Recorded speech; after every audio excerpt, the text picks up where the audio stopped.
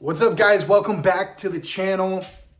So yeah, when I was in Costa Rica, I had some ideas for some videos that I think would really help the community, and I really wanted to get back and start working on them, and I didn't do it because I've been very busy. But this one I think is super important. I think it's going to be one of the most important videos that I've made.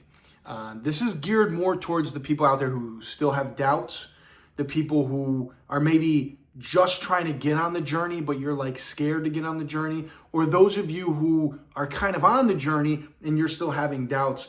And this video is going to be, why did I choose to go with Dreaming Spanish? Why did I choose to go with Dreaming Spanish? Because there's a million different platforms out there. There's a million different Spanish learning tools that are being thrown at you every day. You know, even on other subreddits, they'll talk trash about Dreaming Spanish. So why go with Dreaming Spanish? What made me decide to do it, and why I think you should do it? Ready? Because I think this will help you guys alleviate some doubts when you see why I did. So firstly, we all kind of know my backstory, right? I met my father when I turned 30 years old. I realized I wanted to learn Spanish so that way I could communicate with him, his family. I mean, he speaks English, so him wasn't the biggest priority, but I wanted to be able to communicate with the people there. I wanted to be able to make friends and speak with the rest of the family. So that's why I decided to jump on the Spanish learning journey. With that being said, when I started, I was in the same boat as like everyone. Like, where do you start? Like, what app should I use? What books should I read? Like, what do I do? Dreaming Spanish, I don't even know how it got recommended to me. I think it was through somewhere on Reddit. I don't know where, but I don't even have no idea because they don't do any advertising. So I don't know how I found Dreaming Spanish. But the point is, there's all these different tools. How did I decide on Dreaming Spanish? So I had heard about it one day, started using it a little bit, but I want to show you guys something.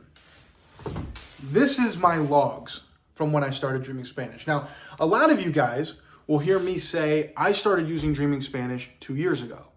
Now, right now, we're in February 2025. And as you can see here on this date, it's August 2022. It's longer than 2 years ago. The reason why you always hear me quote 2 years ago is because if you look at these logs, there's 8 minutes, 1 minute, 5 minutes, 26 minutes. This one I did an hour, 9 minutes. I've added it up before. I'll get to the end. See, this is October. I did literally nothing, right? Like, I wasn't convinced on Dreaming Spanish at all. A lot of these 0 minutes, 7 minutes, 1 minute, 0, 21, then just days that I didn't do anything, obviously. So I was not convinced at all on any of these months that I should be doing Dreaming Spanish. When did I get convinced? When did I get convinced? Boom, right here. When you start seeing this orange, these dark oranges, right? Ready? Boom, boom, boom. There's probably a trip to Costa Rica up here. That's why it's so blank. Boom, boom, right? Why? What made me go from 10 minutes here, 10 minutes there, to 4 hours a day every day, 5 hours a day every day? What changed? Why? Well, I went to visit Costa Rica for the first time. And I had my toes a little bit dipped in Babbel, a little bit dipped in Duolingo, a little bit dipped in listening to audiobooks, and a little bit dipped in this. And I'm talking very little, like so little that I don't count it towards my Spanish journey. When some people, when they hear me say that, they're like, oh, Brian started with this, so it doesn't really count. No, you guys don't understand. Very little. If I wasn't filming with my phone, I would try to show you my Duolingo level. It was like nothing, right? Because I wasn't committed to any of the guys because I just didn't know. So I would do it, little. So no, nothing. I've learned 99.99999 of what I've learned through this right here. Why? Because when I went to Costa Rica for my first visit, I'm sitting in a room full of a ton of people. And I literally remember the day I made the decision. My dad likes to throw these parties when I get there because it's like, oh, my son from the United States is here. You know, so everybody's excited to see me. It's like crazy. These people love me. And I'm sitting there and everybody's talking and I go, I don't understand a word anybody's saying. I don't understand a word anyone's saying. And I realized on that first trip that understanding is way more important than speaking. So many of you guys get so concerned, will I be able to speak? Will I be able to speak? Blah, blah, blah. Shut up. Your speaking means this. Okay, your ability to speak means this. Why?